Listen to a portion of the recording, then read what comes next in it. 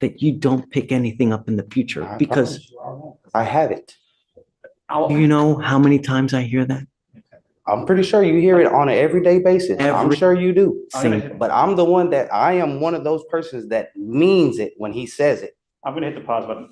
You pick up a case in 2020, and now you pick up a case in 2023. While intoxicated, you're also charged with assault of a family member.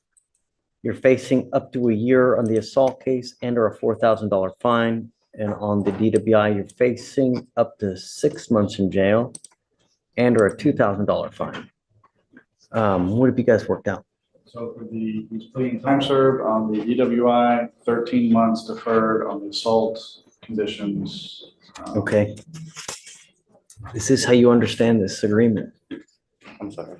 You have two agreements on both of your cases. On the DWI, they've offered you 3 days in jail, credit for the 5 days that you've done. But you need to understand that that charge will go on your record. It's going to be there for the rest of your life. From now on, you are facing a minimum of 30 days in jail. So this time served, it's a minimum of 30 days in jail. Anytime you get pulled over, an officer's going to look at your record, they're going to see this. What do you think they're going to do if you smell like alcohol or dope? Right. I would never, even if you've had a sip of alcohol, I would not get into a car because it is a humongous risk.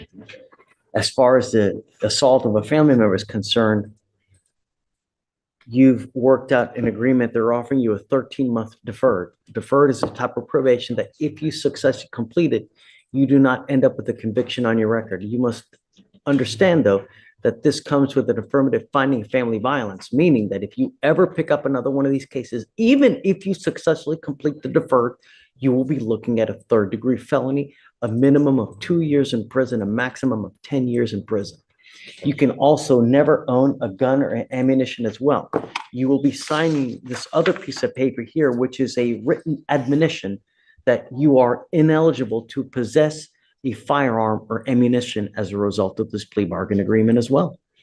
What you need to understand, it's firearm is a very loose term. So you need to understand, if you don't understand what a firearm is or what a weapon is, you need to talk to a lawyer because that's one of the conditions. Do you understand? When you pick up criminal cases, there are a lot of collateral consequences, as you now see. It can impact you in ways that you never, ever see.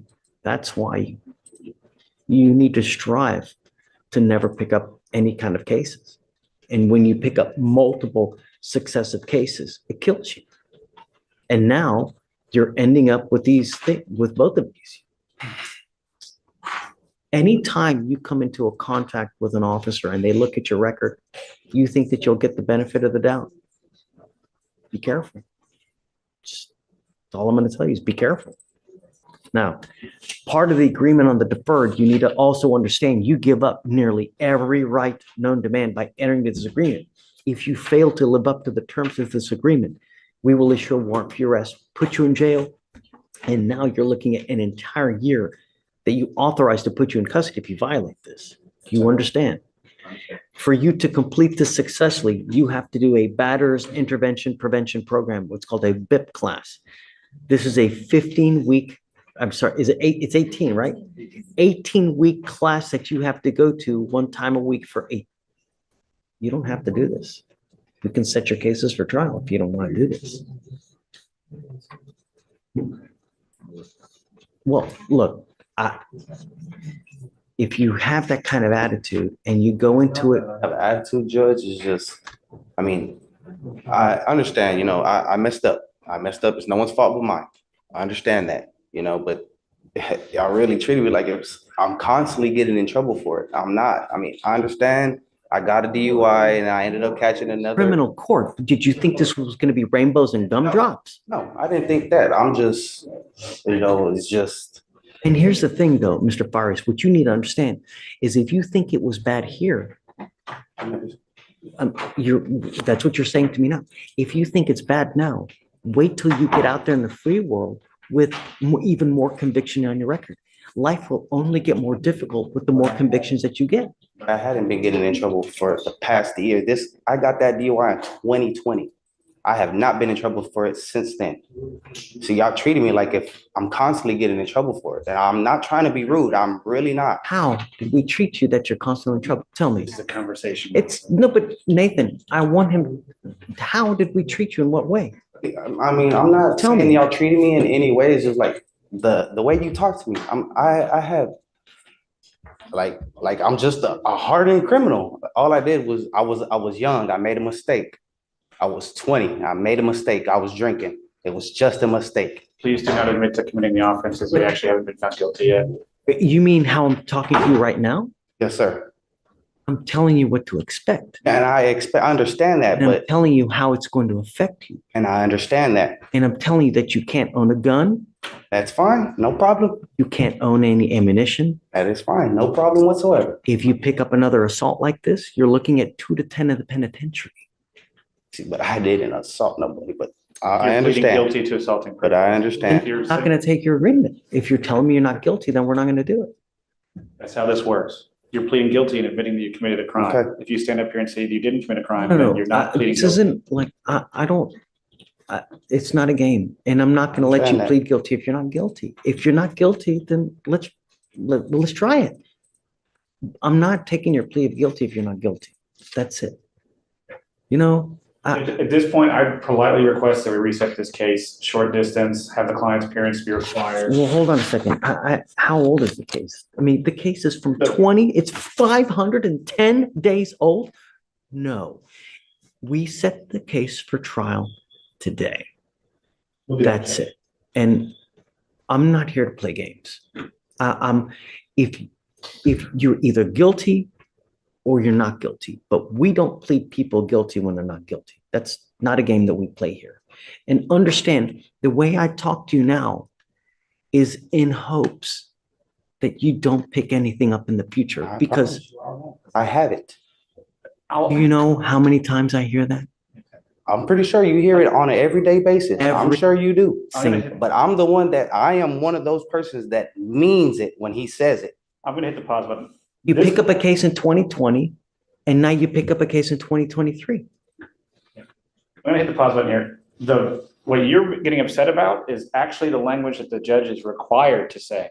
He's not admonishing you about anything special about your case. He doesn't care anything about you, but what you're pleading guilty No, to carries you're- with it these consequences. I understand. If you plead guilty to an assault family violence, there's an affirmative finding of family violence, as was explained to you. A second offense is automatically a third-degree felony. Third-degree felony punishment range is 2 to 10. If it's a strangulation, it's now 2 to 20 because it's a second-degree felony. This is automatic, has nothing to do with you, only has to do with what you're pleading guilty to. The DWI is similar in concept. If you plead guilty to DWI today and get convicted, which is what you're planning on doing, the second one is automatically a Class A misdemeanor with a maximum punishment of a year in county or a $4,000 fine. That has nothing to do with the facts of your case and your level of guilt. It's just the fact that you are pleading guilty. At the same time, I don't like this conversation. We're walking away and we're going to have a later court date. So you go over here. So if you want to continue on the DWI and tee up the assault, we can do that as well. No, Judge. With him, we're not doing any pleas. At your request, we'll set the case for trial. I'd ask for 30 days. I'll have a conversation with Totally. him. And if he wants to do the plea, we can do the plea. And he will come up here with the proper understanding. It's not a big deal, but we either set it today or we, Oh, Yeah, I'll just we set do. it today because it'll be long enough that we can have a conversation. Almost So- 30 or so days, Judge. yeah, November 19th. That's That's, fine. it's over 30 days. Yeah. Okay. It's not that. It's just that I don't remember when Thanksgiving is. Which is a week or two after that. So we're fine. It's that Tuesday. So it's the Tuesday before. Tuesday, the week before. Correct. Wow. What a clash between justice ego and the cold weight of legal reality. On one side, we have Frankie Farias, a young defendant, pushing back against what he feels is unfair treatment, almost pleading with the court to see him as more than his record. On the other side, a judge bound not just by law, but by duty, explaining, warning, and refusing to let Frankie gloss over the consequences of his actions. But here's the twist. Frankie's irritation, his frustration with how the judge talks to him is actually the system itself speaking. Every stern word is impersonal.